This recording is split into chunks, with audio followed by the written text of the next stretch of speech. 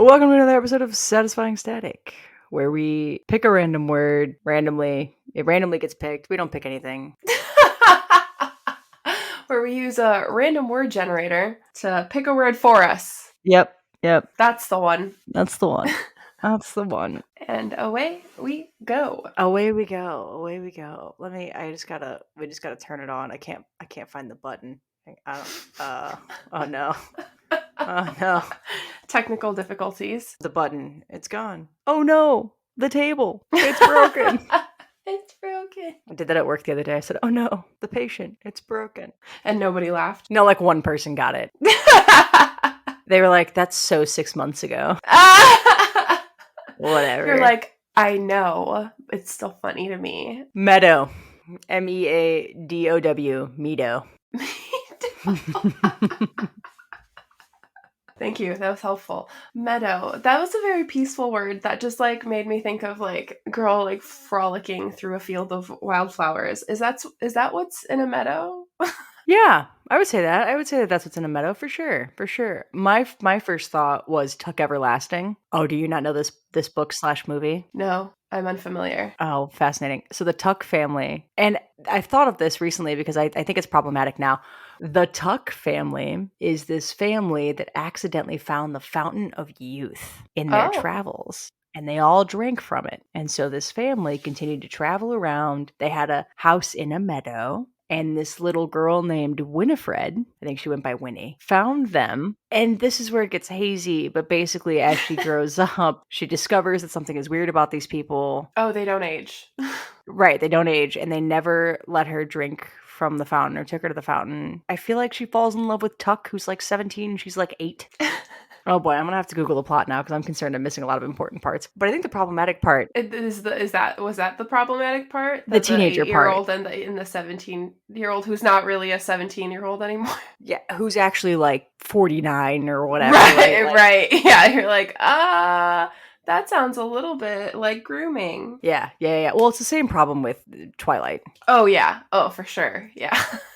Prime example. It was published in 1975. I did not think it was that old. Oh, okay. Maybe that's why I'm unfamiliar.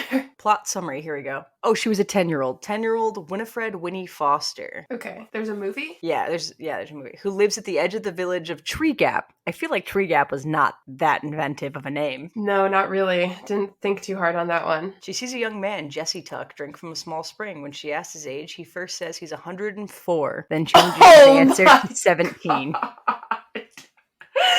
Oh my god, she's 10! You pedophile? Winnie wants to drink from the spring, but Jessie stops her. When she mentions her father, Jessie becomes scared. She will tell him about the spring, and they kidnap Winnie. Oh, okay. So she doesn't, like, find and join this family by choice. This is a terrifying story. Tuck explains that 87 years ago, they had passed through the wood while looking for land to farm. They drank from the spring. After 20 years, the Tucks realized they were not aging. Miles' wife left him, taking their son and daughter. Forced to leave their farm, the Tucks returned to the direction of Tree Gap. After seeing that the clearing around the spring had not changed in 20 years, the Tucks realized that the spring had made them immortal. Oh, here we go. Winnie quickly grows fond of the Tucks. Angus, the patriarch of the family, explains that he wants to grow old but can't. He asks her to keep the Tucks secret, saying that if others find out about the spring, they would drink from it and regret their immortality. Oh, so he tells her. Yeah. That evening, Jessie proposes that after Winnie turns 17, she drink from the spring and leave eternally with him. So she is still 10 years old. Oh. What if she grows up to be fugly? Like 7 years is a while. I'm trying to get to the ending. This is a nightmare story, but I need to know what happens. So it sounds like she says no, and the Tucks run. Oh, 2 weeks pass. Winnie sees a toad threatened by a dog. She snatches up the toad and pours the water from Jessie's bottle over it. So she gives up her chance at immortality for the toad. Okay. Decades later, in 1950, May and Angus Tuck returned to Tree Gap. They learned that 3 years earlier, in 47, the wood was struck by lightning and burned, bulldozed, and now a gas station stands on the site. Angus finds Winnie's grave and learns that she died 2 years ago in 1948 after being married and having children. He feels proud. As they leave the town, they see a toad squatting on the road. Angus moves it to the side of the road, commenting that it must think it's going to live forever. It's going to, because it's the toad that has the water on it. Wow, that was a long walk. We took a long walk. We did. That's the problematic part of Tuck Everlasting is that a 17-year-old tries to convince a 10-year-old to save herself for 7 years and then drink from a well to be forever immortal with him. Not a 17-year-old, a 104-year-old. Right, a 104-year-old man. Yeah, yeah. Literally 10 times this woman's age, this child's age. Yeah. Because, like, still in a 17-year-old's body, but, like, the brain has been through a lot, you know? Yep, a lot of trauma to unpack there. That's, okay. Yeah, never heard of that one. Thankfully, for good reason, but I appreciate you taking us all through that. Now we don't have to read it or watch it. I'm pretty sure I was forced to watch it / read it in like middle school. I think it was middle school reading. Oh, really? Not for us. Maybe even high school reading. I was definitely forced to partake in this in a class. I did not voluntarily decide to read this book. I wonder how many other people were forced to do that, because that was definitely not part of our educational system, at least that I went through. I don't remember that being on any reading list. And I remember it either right before or right after a Shakespeare section. Like in your elementary school career, you're like, oh, we did Shakespeare and then we did Tuck Everlasting, and both of those were traumatizing. Yeah, no, in like I think it was middle school English. Genuinely, I think it was middle school English. And I think it was like you did Shakespeare. Oh, you know what? Maybe that was freshman year, because I remember the teacher talking about that movie. What's that movie? Oh my God. It's got Heath Ledger in it and Joseph Gordon-Levitt. Oh, 10 Things I Hate About You. 10 Things I Hate About You, about how that is modern day Taming of the Shrew. Mhm. Because we had read Taming of the Shrew, which was Shakespeare. Yeah, that's correct. And yeah, we also didn't do Shakespeare until high school, so I don't know. We definitely didn't do Tuck Everlasting. It was weird. Be glad I you think didn't. that's right for us too. We did we did Romeo and Juliet, we did we did all the classics. Yeah, and then we did like the Iliad and with Odysseus and all that stuff, like Greek philosopher writings. Yeah, I was an English major, so. Oh, I always forget that. Yeah. Right. I always remember you went to college and always forget that you were an English major. Yeah, also I had to read Beowulf in the original Old English. That was a trip. That was a weird That sounds one. painful. It honestly was less painful than you would think, because like the words, it's still like the right alphabet, but all the letters are in weird order. So like it's kind of like that brain teaser. I don't know if you've seen those where like the first and the last letter are the same, but the middle's all scrambled, but you can still kind of read what's going on. Oh, I have seen those, yeah. It kind of felt like that. So it was weird because like we opened to the chapters, right? And our teacher, who was this like dinosaur, but loved his job, you know, so like great at what he did. He knew his stuff. We all literally opened to this poem and he goes, okay, I know. We were like, what? Because all of us were like, this is gibberish. What the fuck do you mean we have to read this? Like, what are you talking about? He was like, breathe, take a second, and just try. And you're going to see it's a lot easier than you think. And you could really like read through it pretty quickly, which was the craziest thing. But there was a lot of like looking up words, because there were a lot of words where I was like, what the fuck does that mean? Thank God for footnotes. But anyway, yeah, that's what I did in college. It was super fun. I forgot you were an English major, but you don't do a ton of like reading for fun now, do you? No, I don't really read too much now, and I always like would beat myself up about that, and like I miss it. But then I keep seeing these TikToks about like burnt out adults who like used to read all the time and now just like scroll through TikTok because it's like the same dopamine hit. It's just faster. I mean, yeah, and that's the problem, right? Is that video takes over a lot of. Yeah, that's where I get my storytelling from nowadays. But I mean, I do miss reading occasionally. It's just like, yeah, I haven't done it in so long, and especially not outside of something that's like short form, like a article, in so long that it's, I don't know, it feels weird to like sit down and open a book. Okay, but it's good for you. I mean, I read all the time. It's just I read a lot of articles. Does that count? So when I was in middle school, you would like read so many things per X amount of time to get like a pan pizza from the local pizza place. Oh yeah, we did that in middle school too. Yeah, except it was Pizza Hut, but yeah. Yeah, and they would argue that articles did not count. So I'm going to go with their rules here and say that articles do not count. What if they're, well, not from like a newspaper. Were those the newspaper days? Oh my God, no. There was online articles like MSN and everything else.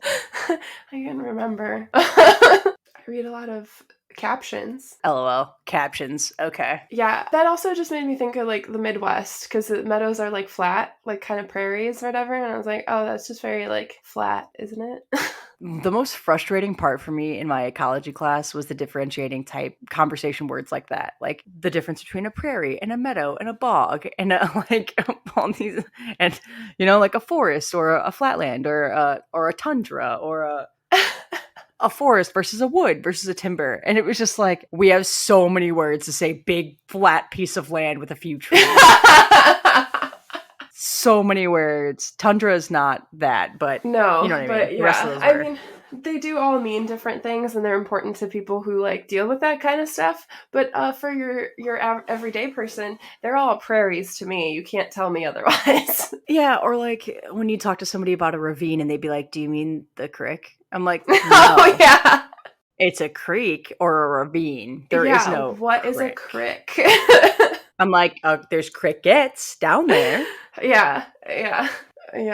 Language is interesting. That's why I became it's one of the reasons I became an English major is like the English language, the way we talk to each other and say things is just so fascinating. I also, we've talked about this on many an episode, but I'm still mad that a word like meadow is pronounced like med, but they added an A to it. Like, why wouldn't this be meadow? It makes me mad. Yeah, there's a lot of weird pronunciation things in English that don't make any sense.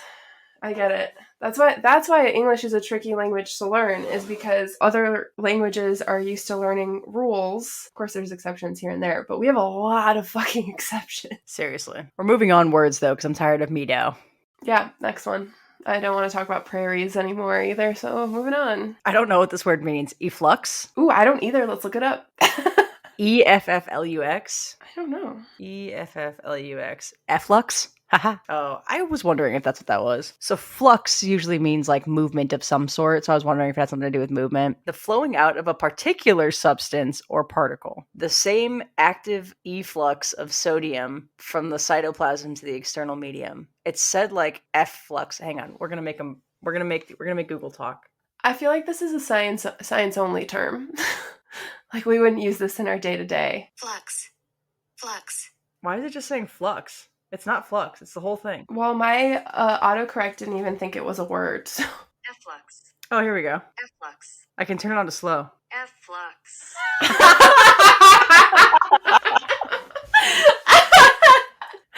I'm doing it again. That made me so happy. One more time. Here we go. Efflux.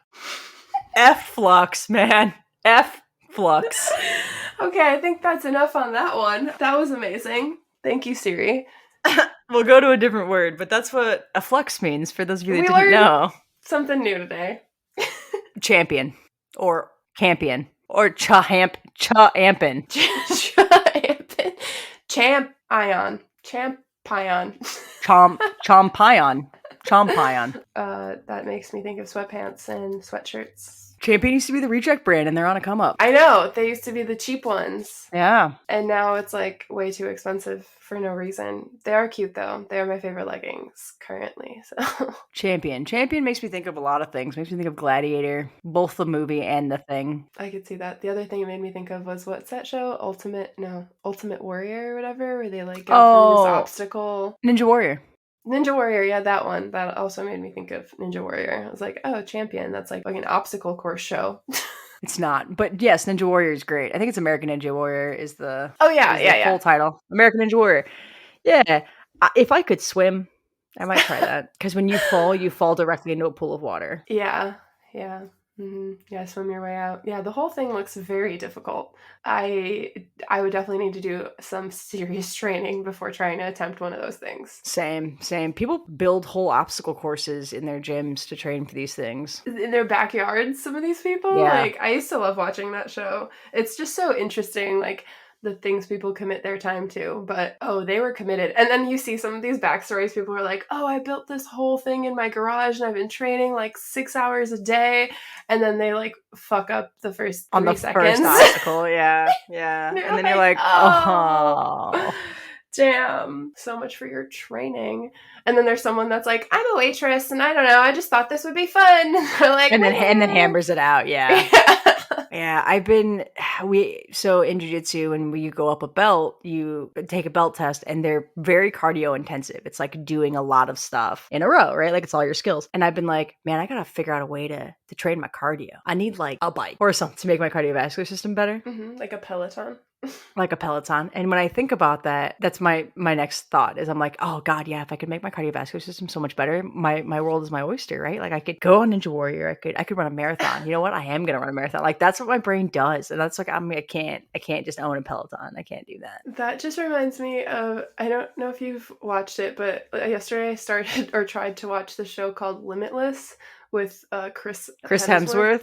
Yeah, that's So what I've that made seen me the think ads of. for it. I've I seen the think you ads would for love it on it, Disney but Plus. also it might be dangerous. I've seen the ads and I've debated about it, but I don't know. Like I've tried to watch stuff with like leading actors being in topics like that, and I get tired of it very quickly. I'm not gonna say it was great. It was like a Yeah. weird tie-in because it's him doing like these death-defying, like weird trainings to lower his stress levels. So it's a little bit of a confusing mashup, and the tie-in throughout is weird because they keep like bringing it back to that. He'll be like, "Yeah, that was fucking intense and terrifying, and I just need to like remember mindfulness so my stress doesn't get the best of me." Like, what, dude? You almost drowned. You just jumped into a pool with your hands and feet tied. Is this Limitless or is this Houdini training? I'm confused. It's like, well, oh my god, it was the first episode is to like teach him to like be more in control in stressful situations. So they put him through, what is it called? Not Secret Service, Special Forces training, or like which they call drown proofing, where they tie your hands behind you and they tie your feet and they throw you into a pool and you have to do several tests, one of which is swimming 2 laps, recovering goggles from the bottom of the pool, all of this crazy shit. The special forces guy, oh my god, these guys do not play around. He literally was like, yeah, if you feel like you're gonna black out or drown, just, float up and we'll do the rest from there. Oh my God. You just said that to Thor. You said that to Thor. He was so unimpressed with Thor. He was like, literally, his first round, he was like, oh, and that's a fail, and that's a fail. And when he got out of the pool, he was like, well, you did pretty crap, except for, no, you did crap. Oh my God. So yeah, right after you watch all the Thor movies, I'm gonna need you to go watch Limitless to remind yourself that Chris Hemsworth is in fact just a man. Just a man like everybody else who apparently struggles with some severe anxiety. Interesting to view, I guess. Yeah, so I've heard both Chris Hemsworth and Chris Evans got a lot of anxiety. It just worsened as they were in the Marvel universe, especially. It was just something about being that big, that huge, that like ruined their mental health. Oh, I mean, I could totally see that. That's a lot of pressure, especially being under Disney's thumb. I mean, Disney's ruined one of many children's lives, so That's true. I can't imagine they treat their adults any better. Look at Lindsay Lohan. Hey, she's having a come up, okay? She's in a holiday Hallmark movie this year. Oh my god, I watched it. Did you? Was it good? Listen, No.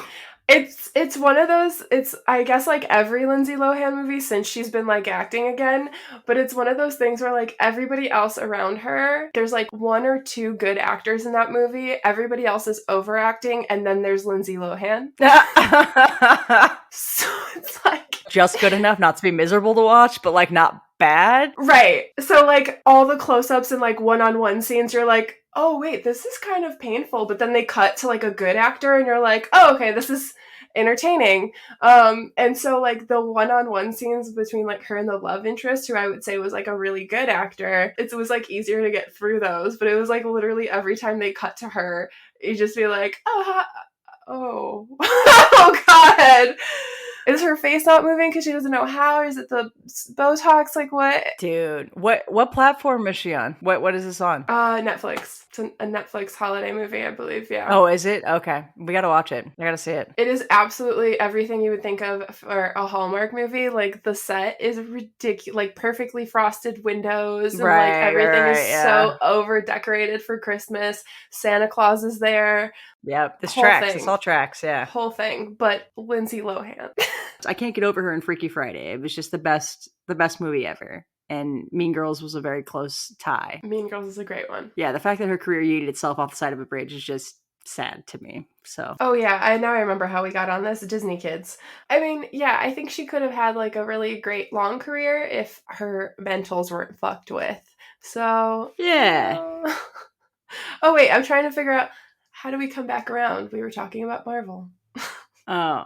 I was gonna say, you could argue that Nickelodeon kids were more fucked because the stuff you hear from a lot of them now, it's like, Oh, yeah, like true. Amanda Bynes and what's her face? Oh my god, I can't think of her name. She just wrote that incredible book. Thank God My Mom's Dead. Oh, from iCarly. shit, I don't. But yes, I know who you're talking about. She was Yeah, all she's over great. after her book came out, but And some of the other people from Victorious have come out and said some terrible shit. And mhm. so, like, Nickelodeon maybe not as great either. You know, I'm just gonna go out on a limb and say that anybody who works with child actors probably isn't the best for child actor Yeah. people. Okay. Yeah. I would. Yeah. Seems right. And I think I am the champion of this episode. Oh, that's what we were talking about. I was That's what it Why the was. hell were we talking about Thor? We came all the way yeah. back around Yep. to champion. Perfect. Yeah. That was it. Yeah, that was really the only thing I thought of was Ninja Warrior and sweatpants. That's okay. I think I'm okay with that. I think that makes sense to me. Champions also make me think of trophies, and I really love when people give friends really elaborate trophies for really stupid things. It makes me very happy. Like this huge elaborate trophy that says best chip bag open lever. Okay, that's interesting, and now I know what to get you for your birthday. Yeah, absolutely. Absolutely. You're joking, but that's going to be your bride human gift. It's going to be some elaborate trophy that says like best podcast co-host or something with a ridiculous topper on it. And now everyone listening knows what to get Christine if you ever feel like getting her a present. Bride human? Is that what we're being called now? Yeah, everybody is bride humans, so that's the bridal human party, pretty much, because we on both sides we have non-binary beings. So Well, why can't it just be the bridal party? it is the bridal party, but like we're staying away from groomsmen or bridesmaids are the words that we're not using. So we're just the bridal party. Yeah, bridal party. Yeah. It's Olivia's bride's people or my bride's people is what we've been using. If you look it up online, they recommend saying the phrase attendant, and that is gross. Attendant feels like you're my servant. Yes. Yeah, that is so weird. Exactly. So we immediately were like, well, we're not using that. So moving on. Wow. Yeah, language is so funny. I can't wait till we have like a different word for that. Yeah, I'm all ears. I'm also all ears for, an aunt or an uncle non-binary word, because those aren't great options right now either. So What are the options out of curiosity? And if you don't know them, that's fine. I don't think I've thought of that. we were just talking about the other day. Pibbling. I'm sorry. Pibbling. Pibbling. My Pibblings, Alex, Joe, and Alice took me to the baseball game last week. The P is from parent, so it's my parent's sibling. Pibbling. Oh, okay.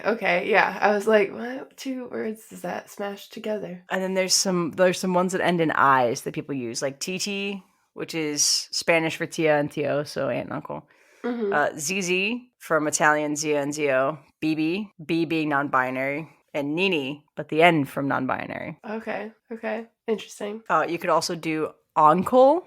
Spell that one, please. AHNKUHL is like the pronunciation spelling, but how they spell it plain is like AUNCALE. Oh, okay. So like a mashup of the two. Exactly, yep. And then you have auntie or untie. Okay. A combination of uncle and auntie / auntie. I don't love any of those options, so if somebody could come up with a different option, that would be great. Yeah, that's a hard one. I think Pibbling is probably the easiest one, but right now, but like the P being that aggressive just feels out of place. there's just a lot of like sounds in one word. Yeah. Yeah, that. Yeah. A lot of that. There's like too much of that in one word.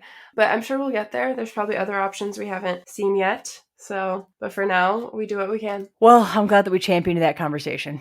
Beautiful. I love it. Yeah. All right. now you gotta do your line. It's your part. Do your job. What? Until next time. Oh, I thought you were gonna say something before that.